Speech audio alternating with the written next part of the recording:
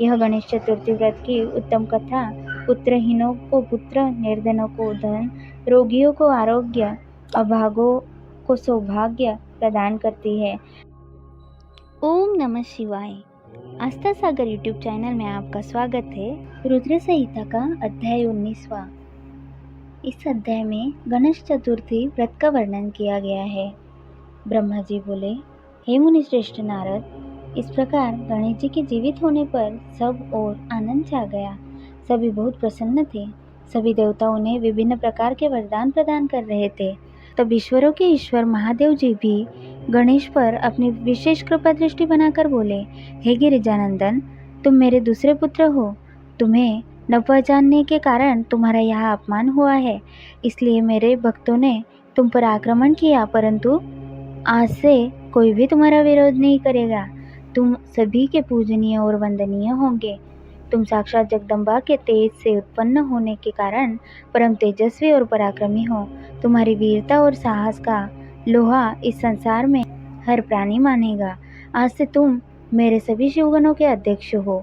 ये सभी तुम्हारे आदेशों का ही पालन करेंगे। आज से तुम गणपति नाम से भी जाने जाओगे। यह कहकर सर्वेश्वर भगवान शिव 2 पल के लिए मौन हुए। फिर बोले, हे गणपति, तुम्हारा जन्म भाद्रपद मास के कृष्ण पक्ष की चतुर्थी तिथि को देवी पार्वती के निर्मल हृदय से चंद्रमा के उदय के समान हुआ है। इसलिए आज से इस दिन जो भी पूरी भक्ति भावना से तुम्हारा स्मरण करके व्रत करेगा, उसे समस्त सुखों की प्राप्ति होगी। मार्गशीर्ष मास के कृष्ण पक्ष की चतुर्थी के दिन सुबह स्नान करके व्रत रखे। धातु, मूंगे या मिट्टी की मूर्ति बनाकर उसकी प्रतिष्ठा करें। तत्पश्चात मूर्ति की दिव्य गंधों, चंदन एवं सुगंधित फूलों से पूजा करें। रात्रि में 12 अंगुल लंबी 3 गांठ वाली 101 दुर्वाओं से पूजन करना चाहिए। उसके बाद धूप, दीप, नैवेद्य, तांबुल, अर्घ्य देकर गणेश जी की पूजा करें। बाद में बाल चंद्रमा का पूजन करें।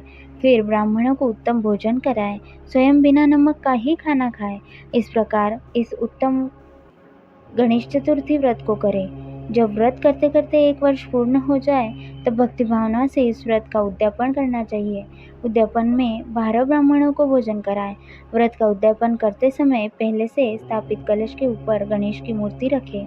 वेदी तैयार कर उस पर अष्टदल कमल बनाकर हवन करें।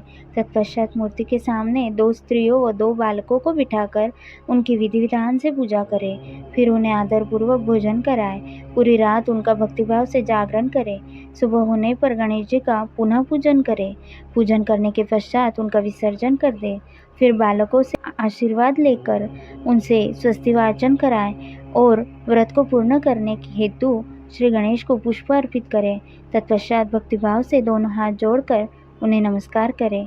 हे गणेश, इस प्रकार जो श्रद्धापूर्वक उत्तम भक्तिभाव के साथ तुम्हारी शरण में आएगा और तुम्हें रोज पूजेगा, उनके सभी कार्य सफल हो जाएंगे तथा उसे सभी अभीष्ट फलों की प्राप्ति होगी।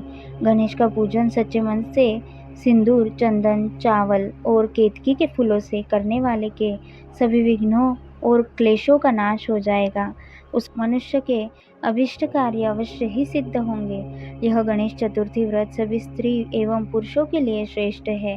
विशेषतः जो मनुष्य अभ्युदय की इच्छा रखते हैं, उन्हें उत्तम भक्ति भावना से इस व्रत को अवश्य करना चाहिए, क्योंकि गणेश चतुर्थी का व्रत करने वाले मनुष्य की सभी इच्छाएं और कामनाएं पूरी होती है।